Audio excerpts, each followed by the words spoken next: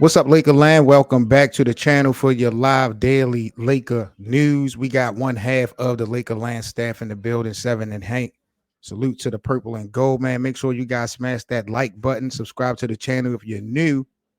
Did the Lakers backdoor LeBron and Anthony Davis? We got to talk about that. Top of discussion here on the channel. Also, Kobe Bryant. Did he get robbed of MVP? We going to have an interesting conversation, Hank and myself, about Kobe being Bryant. And we also got to talk about the short-term future of the Lakers. We got the NBA draft coming up in a couple weeks. And there are a couple of names that have definitely been ringing in conversations of being picked up by the Los Angeles Lakers, man. Seven Mitchell and Hank in the building. Hank, how you feeling, brother? Oh man, doing good, doing good. I want to get things started off, man. I definitely want to talk about this whole LeBron, Anthony Davis, Coach Hurley, this whole situation. To me, I haven't even spoke to you really like that since this whole news came down yesterday. But first things first, I want to start off with this story. I want you to hear. I know you got a lot of respect for Kobe Bryant. I don't know specifically where you rank Kobe Bryant all time, but I want you to listen to this clip. And when we come back from listening to this clip, I got a question for you, Hank, and a question for Lakers land. Phil was like, listen, let him do what he do in the fourth quarter. And once I made that decision, I was like, and then because like first three quarters, give me the fucking ball, let me do what I'm going to do, let me get us in the penalty, and then because I'm not a great free throw shooter, fourth quarter, I'll step back and you do what you do. And we did that. And, he sacrificed. He did, because he did all those finals where he helped me win a championship, he damn sure could have easily got finals MVP, but that was our plan. Big dog, you eat for the first three, and the fourth I take over. And my Wow, interesting take from the Diesel. So, when we've had conversations about Kobe Bryant being the greatest of all times, or even being in the discussion, it's always been the topic of discussion about the accolades. Shaquille O'Neal has pretty much revealed that, if it wasn't for the system, what Phil Jackson put together, how he put together, accolade wise, Kobe's resume could be even greater than what it is. With what you just heard, Hank, from Shaquille O'Neal himself, should this possibly rank Kobe higher than some people already have him? Well, I already got him up there. I think that, obviously other people don't. This is kind of known if you've listened to Kobe interviews in the past. He's kind of told you this stuff. Shaq is just kind of confirming it. But Kobe can't, I'm not calling Kobe a liar, but Kobe can't confirm that type of story for me because it's coming from him. He's the victim. So I don't want to hear that from Kobe. I needed somebody else to co-sign that. And for it to be Shaquille O'Neal, the guy who won the 3 finals MVPs, that kind of blew my mind. I was like, whoa, really? Yeah, Because if Kobe would have gotten 3 finals MVPs, right? I mean, hypothetically, or 5 out of the 6. I really think that changes a conversation, bro, when we're talking about Kobe Bryant. Yeah, definitely. He's obviously, to me, he's great. But he, like I said, he's spoken on this before. Shaq has lightly spoke on it, but of course, they kind of had a little beef, so he wouldn't spill too much as they've gotten patched their relationship up. Now, of course, with him passing, he's telling a little bit more. But yeah, if you've heard little things in the past, Shaq has mentioned like when he say they in practice and Kobe wouldn't pass the ball, but he's basically let him know how much of an alpha he was and that he was a great player. He's been saying stuff about Kobe, but to say that this part that hey that he could have been MVP just shows you his level of greatness and the faith that Shaq had in him as well. And the system, it worked. I mean, they won championships, right? But could that be part of the reason of the disdain between Kobe and Phil at the beginning of their situation? Could when you look at it now in hindsight, like Shaq said, Kobe did sacrifice, and he realistic when you look at Kobe's overall body of work right now. If you would have put those at Finals MVPs under his belt, we would have been talking about Shaq different, and we would have been talking about Kobe different. Phil Jackson was really in control of that. Right. Phil was managing the egos, and also if you gave the whole thing to Kobe, pretty much, how effective would Shaq have been, and would it have changed the dynamic of their winning? Doesn't mean they wouldn't win games, but would they have won championships? Three You in a know, row at that. Right, right. right, right, right. So it's a Understood. little different dynamic. Understood. I can definitely respect that. But just the interesting thing, Lake of Land, I wanted to get y'all perspective as well. What do y'all think about Shaquille O'Neal speaking on Kobe Bryant, how he sacrificed really because of the system for those three finals that the Shaquille O'Neal got the MVP? Said Kobe could have Yeah. all in fact got those finals MVPs. And I know one thing, and you know I love LeBron, but if Kobe Bryant would have had three more finals MVPs on his belt along with what he has, you can't put LeBron above him. You might not can put Michael above. He might surpass Michael with that. Yeah, the only thing that would get him was the league MVP stuff. You know, people going to add that up too. But that addition doesn't it enhance the Oh yeah, conversation it just a definitely little bit? At least enhanced in it. barbershop, Absolutely. it definitely enhanced the conversation. So But I do want to say this too, that they both needed each other. Shaq and fact. Kobe was a great blend, one of the best duos I've ever seen. They, you know, if you want to say Michael and Pippen, Shaq and Kobe's right up there with them. Which was the best year for Shaq and Kobe out of the three? Out of the three winning championship years, which was the best? Do you think was it the first, I second, or always third? like that first one for some reason. That Would first you one was put special. Would you put Shaq and Kobe of 20? What was that? 2000? 2000, I believe it's 2000. Would you put Shaq and Kobe of 2000 versus LeBron and AD of 2020? Yeah, 2-on-2, who absolutely, winning? absolutely. I think that, I don't think AD can do nothing with Shaq, man. Yeah, yeah, it's nasty. He gonna be able to Yeah, do nothing with him. man. That's MVP Shaq right there. I think that just edges it out. Yeah, that's a fact. I ain't mad at that.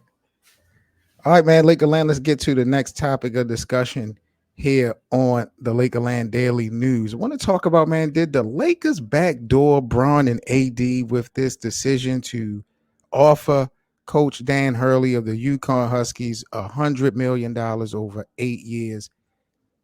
Hank, you and I haven't really talked since this whole news came down the pipeline. Just everybody should know by now, if you wasn't under a rock, the Lakers yesterday, they met with Coach Hurley, and then later on that evening, the reports came out that they offered him around an 8-year, $100 million contract to be the next head coach of the Los Angeles Lakers. Now, they had reports, Hank, that LeBron kind of gave them his blessing indirectly. But there was also conversation said before that LeBron wasn't going to be involved either way. And then we also don't know if Anthony Davis bought into this decision. Are you surprised to not see one of the stars co-sign this move or potential move already? Or was it just too early? I'm sure behind the scenes they're passing some information on to these gentlemen. They're two big names, superstars. Um, I just feel like we talked about it a little bit off camera. Like I feel like it's media manipulation. The Lakers are just in the news ever since got eliminated. Every single game, every single round, the Lakers have been a topic of discussion, including LeBron, including the Lakers. I just Hurley being thrown into this mix out of nowhere is kind of wild. It helps him, and it also helps the Lakers being in the news because it helps him if he goes back to UConn, up Right. that money up. Then he goes to the LA, it gives them boost in the media and keeps their name relevant. So it's a crazy situation. And the thing is, can it all be like maybe he's the coach and JJ will be the assistant, or what's going on? How are they going to do this? So you think the JJ Redick experiment is still a possibility? You think this really could be all smoke and mirrors? Mm-hmm. I think the JJ could possibly be an assistant coach on that staff if Hurley takes it. Oh, really? I mean, I never thought about that. This came out of left field, and It did. I really think that Coach Hurley could help maybe the stars of this team. I know he can potentially help the young guys, but what about LeBron and AD? I'm sorry. That's who you need to be catering to. 2 years left for LeBron, 4 years for AD. Those should be the decision makers. You shouldn't be focused on some Rui and Max Christie and all that. I mean, I know that's the supporting cast. You cannot win without a supporting cast, but it starts Well, from the foundation. well, is this their Eric Spoelstra or Brad Stevens hire? It could be. Right. And I believe that Jeannie and Rob is definitely going to give him enough time. I mean, look, they just opened the checkbook. They offered this dude 8 years. Mhm. So my issue isn't with him at all. And it's probably the right move. Like you brought up, two great coaches. You know what I'm saying? So it could work for the Lakers, Right. but I don't see how it works for the guys who still want to win now. You know, you're basically closing the window definitely on LeBron. Well, not necessarily. Like for instance, Brad Stevens came in smoking. So did Eric Spoelstra. So you put a great staff behind them. Maybe bring in JJ and a couple other coaches that have league experience. And again, like the 2020 Lakers, look, that staff was loaded with great coaches. Let me ask you a question. Do you believe that LeBron feel like he still got something to prove in this league? No, they already said it backhanded. I mean, back channel that they don't really. He said it publicly. Honestly, he's even said it. He feel his legacy is set. He said that when he came here, he got another championship, and then his clutch sports partner said that LeBron is just got to relax at this point. He's already proven what he needs to prove. But what I don't understand is what makes you think that LeBron would cater to this coaching style of Coach Hurley. Coach Hurley make these guys practice hard, run up and down. Like, do you think that LeBron is going to buy into that, or are we going to have the Diva James, Diva Anthony Davis, who feel like because they are who they are, they don't need to follow these types of rules on a day to day? Because he's going to bring it. He's trying to groom young guys. So the push, the drive, everything is going to be different. And I'm not saying that LeBron and Anthony Davis should have to go through those same rigors, but you are part of the team. It's everybody has to sacrifice, and this is what you sign up for. I don't know if LeBron and AD just going to sit back for and accept that. However, however, Udonis Haslam and them guys was doing it in Miami when they got older is the same way LeBron are doing LA. Those guys are, they build a heat culture down there. Pat Riley is the same way. He works them guys out. So I think that LeBron and them will do the same thing over for the Lakers to show team camaraderie and leadership. But of course, they're not going to be stupid. Hurley and the staff is going to make sure LeBron and AD and anybody that's elder on that team doesn't get hurt from over usage. Lakerland, I'm gonna say it again. I need documented proof that LeBron and Anthony Davis is okay with this decision. That's all I need, because something just doesn't feel right, Hank, about this. And let me ask you, forget LeBron. Right. Hypothetically, if Anthony Davis did not buy, because we don't even know if AD brought in on JJ Redick. Right. Remember, he worked with Borrego a little bit, who was also a candidate for this job. What if Anthony Davis didn't buy into this decision? Then you're going to be hearing more stories about him getting traded to Chicago, which had been rumblings for the last couple of seasons anyway in the background. So what we would be expecting as Lakers nation, Laker land in the next 2 years would be a LeBron retirement and an Anthony Davis trade request out of LA. That's what you basically saying? Back home to Chicago. He's already said he don't mind playing back home. He said that publicly. But look what happens to the team. Yeah, it's all about what you get, though. And he's still young enough and talented enough where you can get a nice package. It just has to be, you got to get the right package for him. Well, that I guess goes into our last topic of discussion that we got here on Lakers Daily News here on Lakerland. Yesterday, reports also came out that the Lakers will not use their 17th pick on Bronny James in the first round of this upcoming draft in a couple of weeks. They have the 17th and the 55th pick. There's definitely been rumblings that they could pick up Eddy at 17 and hypothetically, if available, Bronny at the 55th pick. Yes. Like, let's just play fantasy real quick. Does what does that look like for you for the Lakers if they was to pick up Eddy and Bronny this draft? I mean, it's a perfect scenario, You especially think so? if you're trying to keep Bronny. Eddy, I mean, I know people are with the 3-point generation, but Eddy is a 7-foot monster, and alongside AD, you don't think that would help? That's well. See, Hank, this is why you're here on Lakerland, because you have to break down to the people who just automatically feel like dude is just going to be a big old bust. How does it work for this system? Because that's what it boils down to. How does it look with him being paired with AD?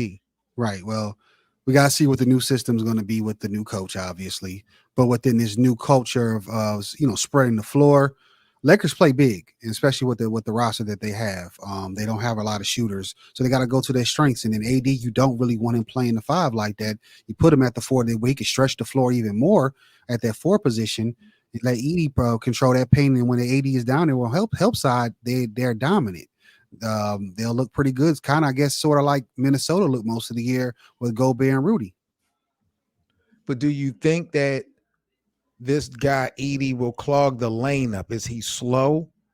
I think he will. I think he'll clog it up. Of course, he got to get used to. He's a rookie, so he's going to have to get used to the pro game. But I think that he'll, especially with the team, he's in a perfect situation with another big, where he's not going to be expected too much of himself. And he's just going to be able to develop into what they need for the system.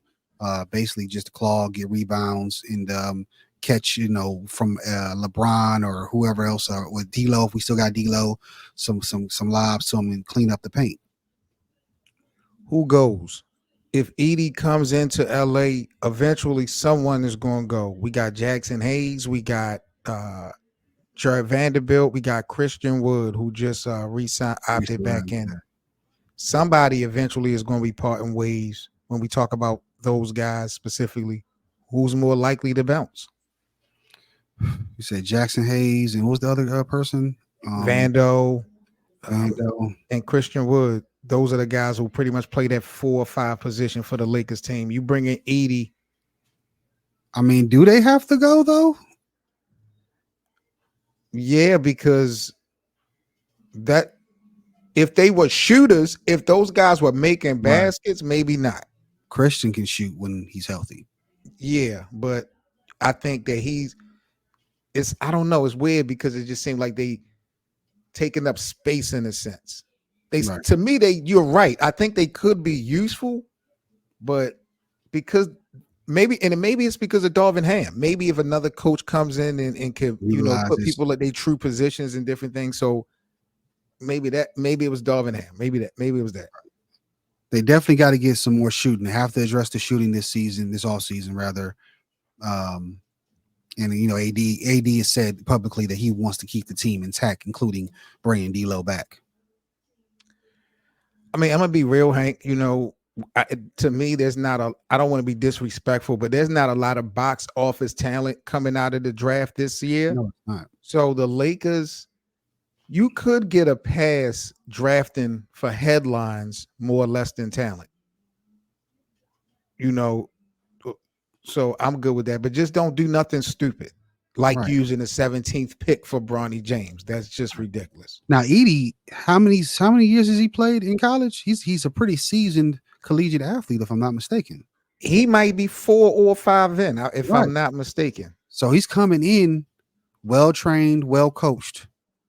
That's how they used to do it back in the day. But he's coming in, his style of play, the way he's played isn't the same. I mean, he plays more like Joker. He don't like, I don't think he like play outside like that. So he's a true center. He's a true center. But I mean, what the Lakers kind of need that. We've been saying we need like a Dwight Howard or JaVale McGee or something, and you're getting a young version that we missed. What is it? We traded Zubac. We talked about that earlier, that they would have kept Zubac.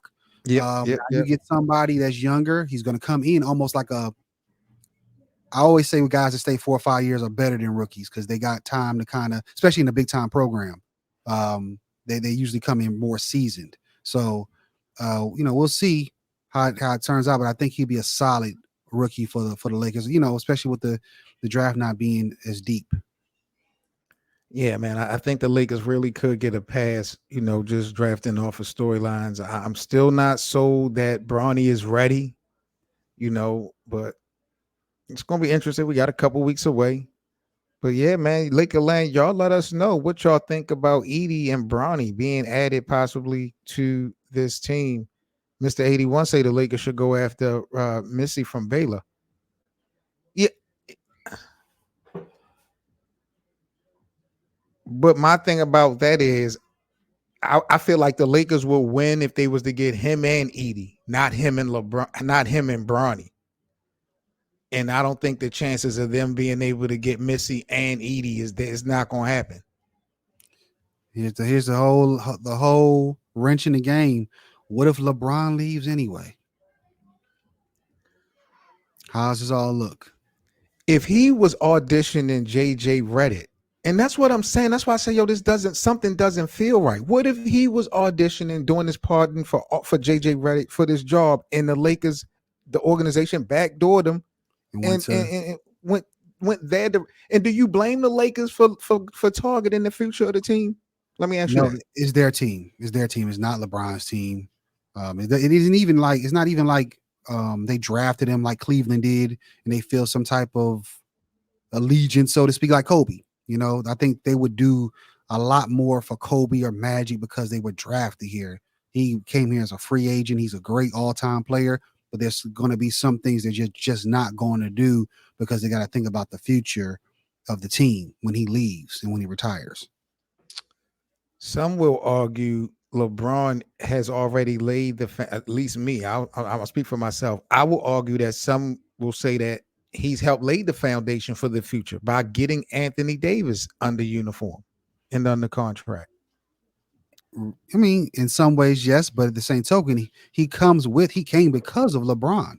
So when LeBron leaves, and especially if they start losing, is he going to be a disgruntled big man and want to leave? So you kind of not, it's kind of not the future. You still have to get rid of him.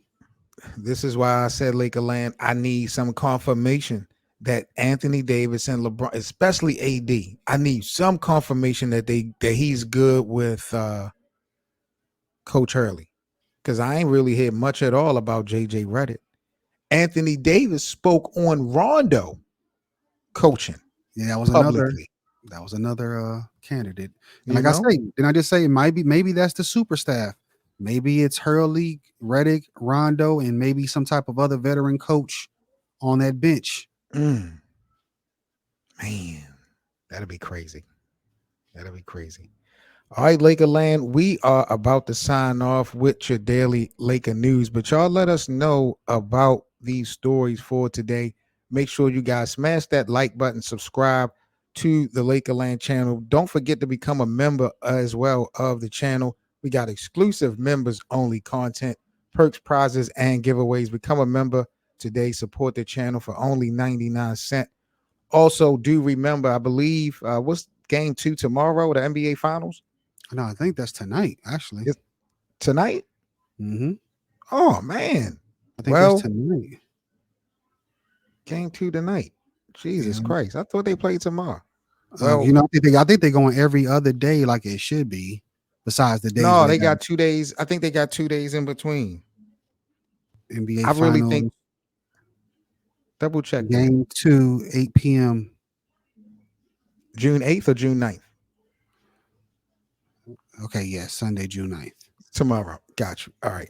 Gotcha. So tomorrow we will be locked in with the watch party in our Lakerland room. So make sure y'all come on over to playback.tv/Lakerland to check out game 2 of the NBA Finals between the Celtics. I'm about to go old school, 7. Stop all this damn rest and play every other day. Ooh, that's some soft sauce. That's some soft sauce. Them guys playing every other day.